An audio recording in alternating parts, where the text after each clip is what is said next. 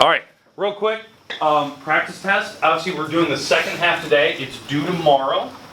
Obviously, we've already done it in class together. We went through question number 9, which is question number 6 or whatever you're doing if you're looking at numbers wise.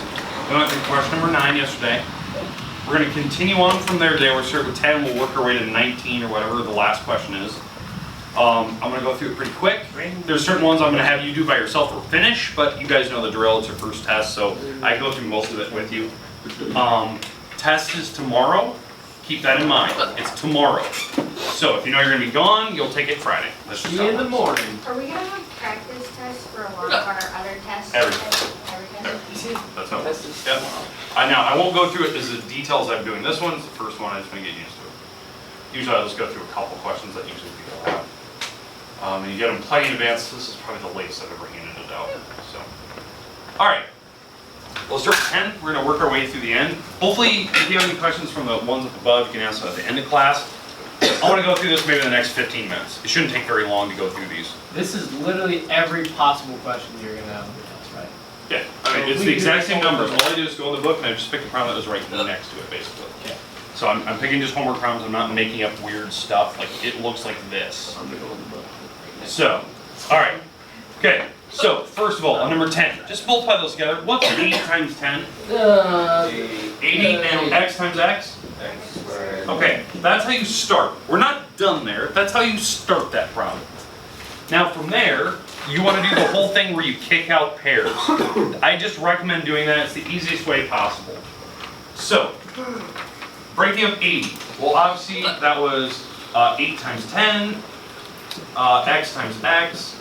Breaking up the 8, that's 4 times 2. 10 is 2 times 5. So I'm breaking these up as far as I can. Break up the 4 even further. 2 and 2 and 2 and 2. Bless you. That's ridiculous. Okay. Oh, wow. All right. So that's breaking up the 8 as far as I can, and the 10, and the x and the x. All right. Does that make sense? Now, what we're looking for in this problem, we have to look at the index number. What's my index number on this problem? It's a 2, right? The index number, they don't have it printed, it's a 2. So I'm looking for pairs. Do I have any pairs on the inside? Yeah, I have a pair of what? 2s, another pair of 2s, and a pair of x's. Kick those out. So if you kick out pairs, you're just kicking out one of the numbers, right? Just one of them. That's how it works on if we're doing triplets or quadruplets. You're just kicking out one of them, all the rest of them disappear. So, what is my final answer going to be? Well, what's on the outside? If we're kicking out one of those pairs. So, what's on the outside? 4x. Okay, we got a 4x on the outside. Now, how we get that? Because we have a 2 leaving, another 2 leaving, and an x. So that literally makes 4x. And what's left on the inside? 5. There's your final answer. Move to the next problem. That's what you should expect. Something extremely similar to that. Nothing like crazy difficult. You just have to show me the basics. If you're doing this on a test, I expect to see work like that. That's what I want to see on paper. I don't want to just see a final answer because you'll probably get it wrong if you don't show me any work. All right, questions at all about that process? Now, I don't think they have a coat that said reward on it. It's like That is crazy. Okay, 11. 11. If it's fractions. Now, on this problem, since they're both in the radical, can these actually divide? Can I divide a 24 by 3? Yeah. Can I divide an x to the 4 by x? Yeah, just divide it. So what do we get when we divide these? 8x to the third. Perfect. If you can divide them.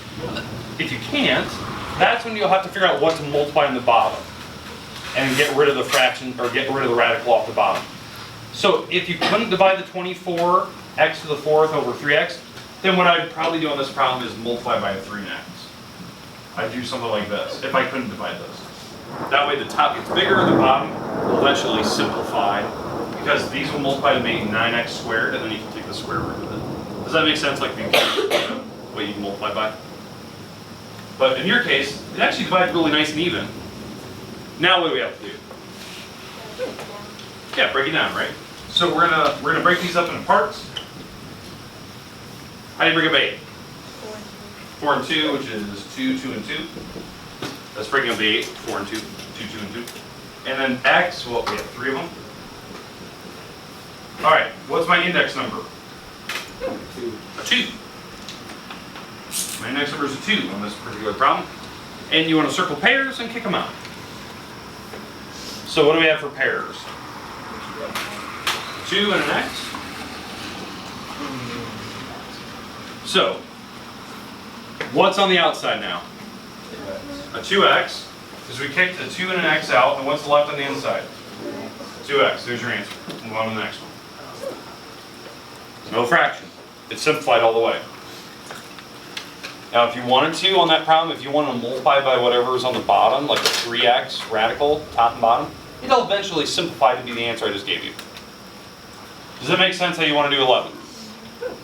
I remember doing a lot of those problems in that homework where there was one that had like a 500x cubed, and there was like a 10x to the -1, and I remember you had to move that 10x to the -1 up, divide the 500 by 10. I remember doing problems like that.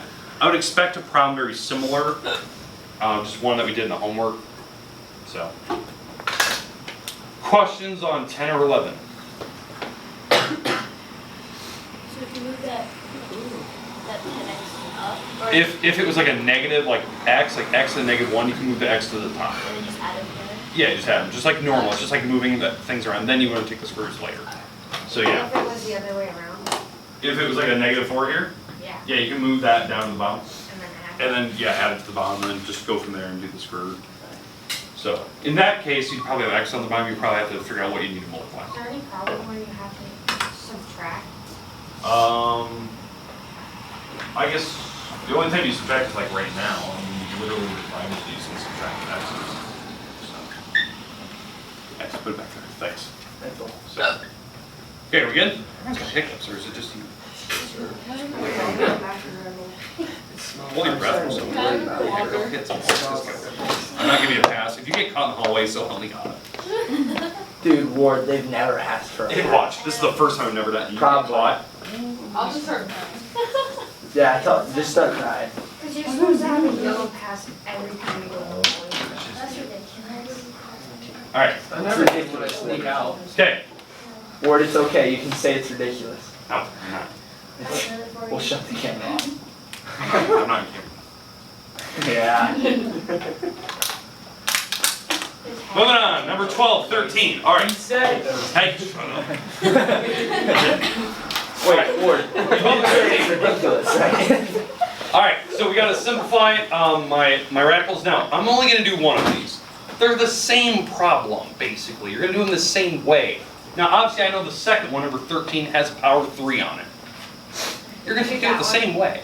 So you want me to do that one? Yeah. Okay, I'm going to do number 13. You'll do 12 the same way I'm about to do this. You're not going to just subtract. Don't tell me on the top that 63 minus 28 is like 48 or something like that. It's dumb. Don't do that. All right. Here's what you need to do. You need to break these down first, because I can't subtract these. They're different. They have different numbers. They have different letters. So, to simplify, I want to break down 24. Let's go with 8, 3, and 8.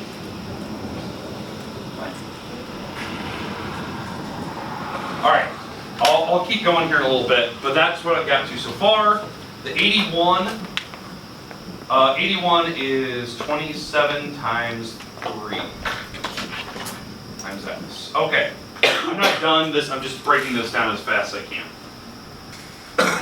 All right, keep going, because again, to subtract or add, you have to break them down before you attempt this. So, I want to break down the 8. That is 2 times 4, which is 2 times 2 times 2, x, y, and y. Still have a cube root outside. For the 27, I'm going to do that really fast. 27 is 3 times 3 times 3. That's 27, so I broke that down to 3, 3, 3. Okay? It's 9 times 3, which breaks down. Okay? All right, does that make sense what I got to so far? Oh. Okay, so again, we didn't do 12. 12 is done the same way as this one. So you break them down. And now, since I'm doing a cube root of number 13, I'm looking for triplets, right? Because that's, my index number is a 3, right? So do I have a triplet on the inside? I want a triplet of 2's, a triplet of y's. I'm going to kick the triplet out of the house. When you kick it out, only one of those goes out. So that first thing that I have here, it's going to be a 2, a y on the outside, a 2 and a y. On the inside, what was left? A 3 and an x. Okay, does everyone understand that, how I got this when I kicked out the triplet? Now on the other one, I just have a triplet of 3's. So I'm going to kick that out. So when I kick out the 3, there's a 3 and a y on the outside. The y is just out there, it's being multiplied on that. So if I add other numbers, you just multiply the 3 on the other number that's on the outside. I don't have anything. And what's left on the inside? A 3 and an x, right? That was doing the back there. Does that make sense where I've got to so far? Now, do you agree that these are the exact same radicals now? Yes. They're exactly the same number, letters, everything. Now I can add and subtract them. You can't just randomly subtract. Like in number 12, don't tell me 63 minus 20 is like 48. That's dumb. Don't do that. You have to break it down. Okay, you have to break it down until they have either the same radical or they don't. Okay, so now what we can do is just subtract the leading numbers, the leading coefficients. What's 2 minus 3? Negative 1, y, cube root, 3x. Done. That's my answer.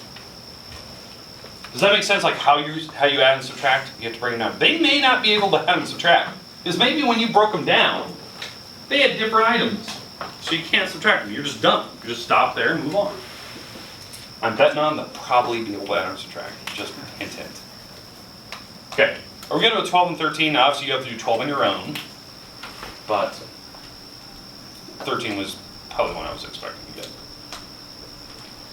Okay, we're good with that? Okay, let's go down to 14. Remember doing some of these in the homework? It was one of those days I like brought up this extra rule. If you use a conjugate, I think I even typed that. No, I didn't. It just said rationalize. Where is it? Sure. All right. So you have to rationalize the fraction. On this one, you just have to multiply by the conjugate of the bottom, because it is a binomial on the bottom. So what's the conjugate of the bottom? Perfect. Root 7 plus root 3. It's kind of like the opposite of the bottom, but it's not quite an opposite. It's just switching the middle sign. That's a conjugate. But when you do that, you have to do it to the top and the bottom. Because technically what I'm doing is I'm multiplying by the number 1, if you think about it. These divide to make the number 1. They can divide completely. So if I multiply a 1 on a fraction, it stays the same fraction. That's why I'm choosing to multiply the top and bottom by the same thing. All right. Okay, so when we do this, you have to FOIL. So we're going to have to FOIL the bottom together, and then we'll distribute the top. So the top, I'm going to multiply the 11 to both. Now, I can't actually multiply 11 with a square root, so you just like push them together. So this is what I have. 11 root 7 plus an 11 root 3. Does that make sense? Like I can't actually multiply those, because you can only multiply radicals together. You can't multiply a whole number in a radical. So if that was like, instead of 11, if that was like a radical 2 instead of an 11, you could take the root 2 times 7, root 2 times 3, and actually get like 14 and 6. You can actually multiply radicals together. Okay, does that make sense? On the bottom, we have to FOIL, first, outer, and last. I'm going to write it all down. I'm going to go through this pretty quick. So, root 7 times root 7. Root 49. And that simplifies, I know. Root 7 times root 3. Root 21. Negative root 3 times root 7. That's negative root 21. And then negative root 3 times the root 3 is a negative, what, root 9? So that's going first, outer, and last. Does that make sense so far? Yes. Now, on the bottom, if you did this right and you FOILed correctly, certain things should cancel. On the bottom, what cancels? Root 21s, and then we can take the square roots, right? So, the root 21s are literally gone. There's a positive and a negative, they literally cancel each other out. That should happen like every time. But then the other numbers are like perfect square roots. So I heard Mullen's square root of 49? 7. So that's 7. And yeah, we have a minus 3 in the back. Does that make sense, like what I'm doing so far? That's like the square root of 9, the square root of 49. That way, there's no radicals on the bottom anymore. In fact, what is the answer on the bottom? 4. A 4. This is your final answer. Done. You've rationalized. There's no radicals on the bottom anymore. That's what rationalizing means. I remember doing problems like that in the homework. I did an example in class of that. It was one of the days. It was an extra day that we got to work on homework. So we did it before homework. Okay, questions. Okay, let's go to the next page. The next page is significantly easier than what you just did. I consider like that second page to be the hardest because it has all the radicals in it. Did you customize a notepad? Say Dustin Ward on it? No. Yeah, you did. Where? That? Yeah. Yeah, Where at? the school gives them to us for like Christmas and stuff. Oh, really? Yeah, You can see that? It's like, so awesome. I still don't know where you found a Coke bottle that said Ward. it was literally in Casey's here in Garner. Is it like meant to be like the first name Ward? Because I've never met someone with the first name Ward. I Pine don't know. It Ward. really creeps me out that it was just in our Casey's here in town.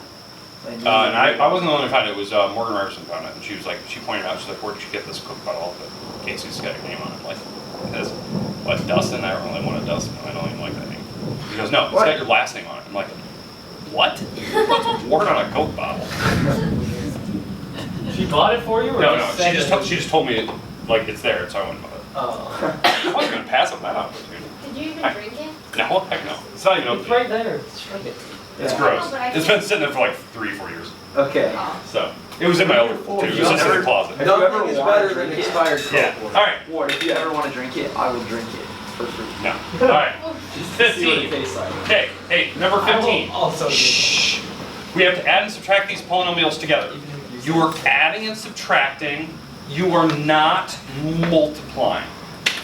I had somebody, the same person that made a mistake on number 1 on this practice test.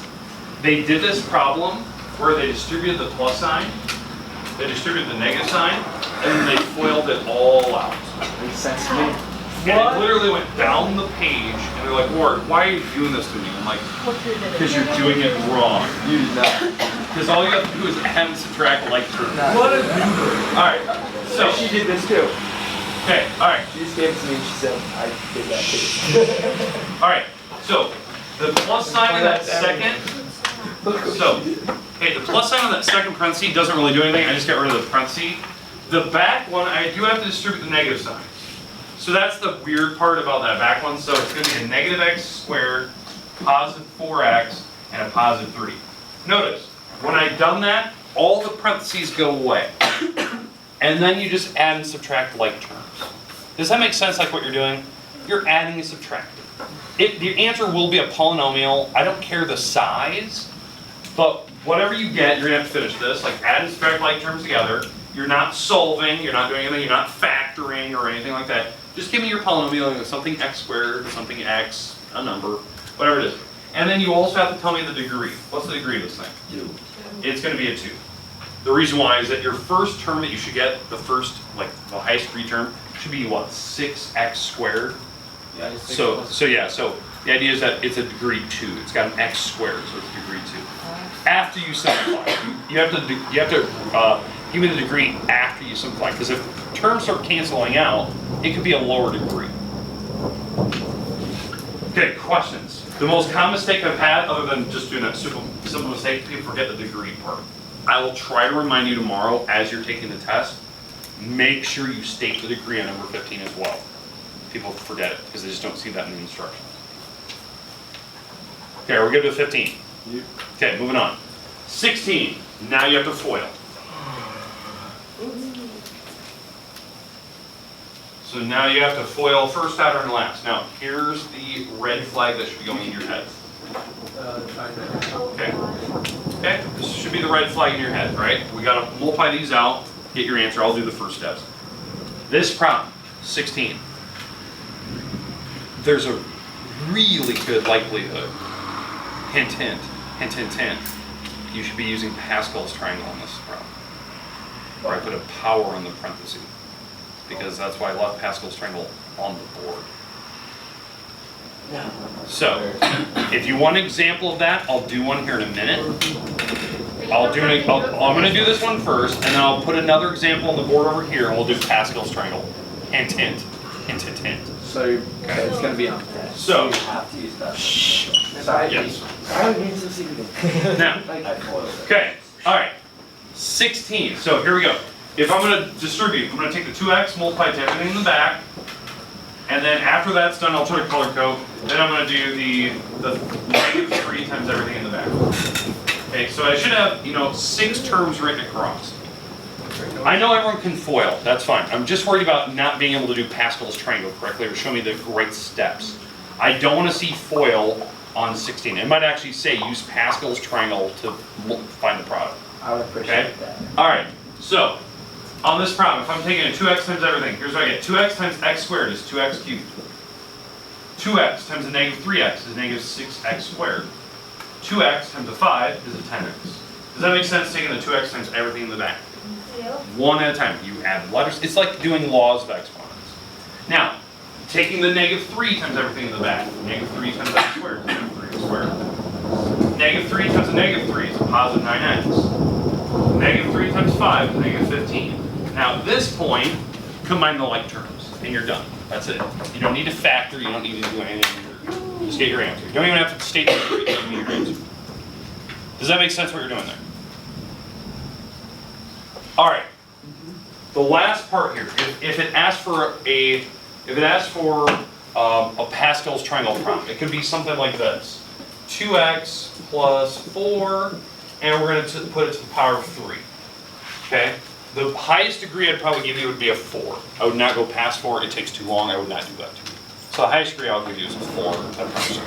I'm picking one that we probably previously did. So, if this is your problem, we have to find where it is on Pascal's triangle.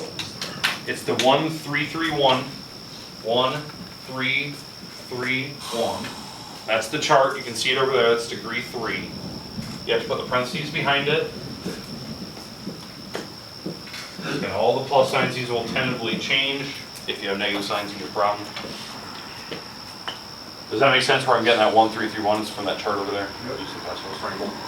Now, inside the parentheses, you have to use the 2x and the 4 in each of the parentheses. Those are multiplied together. 2x times 4, 2x times 4, 2x times 4, 2x times 4. All right. And then you have to like put the powers in there. So the powers, you have to start with the highest degree power, that's a 3, and then I'm going a 0. And then one of those counts down, the other one counts up. So the next 2x will be a power of 2, the 4 will now be a power of 1. The 2x will now be a power of 1, the 4 will be a 2, then it'll be a power of 0, and then a 3. Does that make sense? One counts down, the other one counts up for Pascal's triangle. It always starts with like the highest degree and 0. So 3 and 0, or if it was a 4, it'd be 4 and 0. That's just how it works. Now, what you have to do next is like actually finish these off. So like 4 to the 0, that's a 1. 2x to the power of 3, that is an 8x to the power of 3. Because that's 2 to the third, x to the third. And then you have the 1 out front, you have to multiply that. There's your first term. The second one, 4 to the 1, that's 4. 2 squared, x squared, so that's 4x squared. Because it's squaring both. And then the 3's up front. Back here, 4 squared, that's 16. 2x to the first, that's just a 2x. And then we have the 3 out front. Then in the back, 4 to the third power, that's 64. 2x to the 0, that's a 1. And we still have the 1 in the front. And then whatever your answer is, that's all 3 numbers. You just figure out this answer, figure out that answer, this answer, and all add them together. Whatever it is. Crap, I zoned out. Happens to the best of us. Wait, was it 3 over there? What? 3? This? Yeah, was that there? Yeah, that was No, that's what they give you, and then they ask you to do Pascal's triangle. Okay, does that make sense? Okay. So, hint, hint, if it says use Pascal strangle, use the chart, figure it out. Okay, the bottom ones, we have to factor. It doesn't tell you what type of factoring to do. You have to figure that out as you go. So in this particular problem, if you haven't noticed, it is, I'll scroll up here in a second. You're doing cube rule on this first one. You're doing a grouping method on number 18. And then you're doing some weird mix of them on number 19. I cannot guarantee which ones are which, like on the test. I don't know what they could be. It could be just a common factor. It could be a difference of squares. It could be a trinomial. It'll be some type of factoring. You have to show me that you can do it. Now, obviously, we have like 2 or 3 minutes left. I want to do one of these for you. So is there a certain one up here you just want me to do? Okay? 19? 19 is just common factor. Yeah, common factor, and then you can pull it. 18. 18 is a grouping, and 17 is a cube rule. Not 17. Raise your hand if you want 17. Cube rule. 17 is majority rule. All right, so 17. Cube rule is small parenthesis, large parenthesis. Small, large. In the small, this symbol will stay here. That's how you do a cube rule. In the back, it'll be the opposite, and then always positive. Now, we have to take the cube root of those items now. Cube root of an 8x to the third. 2x. Cube root of 125. It's 5. Question? No. Oh, okay. All right, does that make sense? The cube root. No. Why wouldn't you just put a little radical thing over it and cube it? That's what That's what technically what we're doing. That's how we're getting the 2x and the 5. We're taking the cube root of each. Okay, so 8. Okay. Cube to the third is 8. To get the 2x and the 5, we are literally doing this. 5 times 5. Yeah. And we're literally doing this. That's how I'm getting these terms. So I'm breaking them up, kicking out triplets, and that's where the Oh, so you just fast forward. Yeah, Okay. I just did it really quick. Now, to get the back parentheses, you have to take the 2x here, because it's the first item, goes here, you square it. It's 4x squared. That's taking this item and squaring it. The back item is the back item here, squared. So that's what, 25? The middle is made from just these two things multiplied together, and don't worry about the sign. So 5 times 2x is 10.